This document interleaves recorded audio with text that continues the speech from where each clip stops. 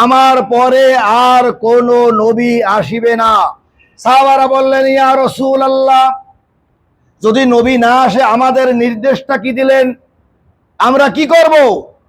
যে আমার পরে যে সাহাবারা থাকবে, মানে সিনিয়র হিসাবে, এটা হাদিস দেখালাম, মতওয়াতের হাদিস, এরপরে তাকে অনুসরণ করবে, তারপরে তার পরেরজন, তারপরে পরেরজন, এভাবে তাবিন, তবে তাবিন, আজও পর্যন্ত। আল্লাহু সাইলুন আম্মা, আল্লাহ রাসূল বললেন, আল্লাহ তাদের অধীনস্থ জনগণ সম্পর্কে জিজ্ঞাসা করবে, কারণ প্রত্যেকের তার অধীনস্থ জনগণ সম্পর্কে জিজ্ঞাসা করবে, তোমরা দায়িত্ব পালন করেছিলে কতটুকু। প্রাণপ্রিয় ভাইরা, আজকে আমাদের কাছে এই দায়িত্ব অনুভূতি, এই মুসলিমিয়াত, এই চিন্তা চেতনা, আজ আমরা সকল মানুষ একটা চাই ডানপন্থী হিসাবে প্রতিষ্ঠা, নিজেকে পরিচয় দিতে চাই। রাজি আছেন কিনা? আমরা কোন পন্থী? ডানপন্থী।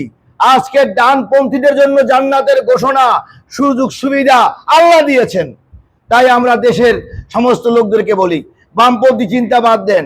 আলহামদুলিল্লাহ আমাদের বড় দেশের যে বড় দল, তা সবাই ডানপন্থী, ডানপন্থী হিসাবে চলছে এবং এই বিসমিল্লাহর রক্ষণাবেক্ষণ করেছে। শুধু এখানে না, এটা করতে করতে আমরা চাই তারা ইসলাম, কোরআন, হাদিসের আলোকেই আমাদের দেশটাকে ইমাম হোসাইনের চেতনায়, সাহাবীদের চেতনায়, মুসলিমের চেতনায় এ দেশটাকে সত্যিকার অর্থে জুলুম মুক্ত, দর্শন মুক্ত একটি সুন্দর দেশ বানাক। আল্লাহ তাআলা, আল্লাহ রসুলের উম্মত, আমরা গোলাম। কার গোলাম? কার গোলাম? কথা মানা। গোলামদের দায়িত্ব না কোনো আইন প্রতিষ্ঠা করা নতুন করে, আল্লাহর আইনই হবে আমাদের আইন। আল্লাহ তাআলা আমাদের বোঝার তৌফিক দান করুন, আমিন। আসসালামু আলাইকুম ওয়া রাহমাতুল্লাহি ওয়া বারাকাতুহু।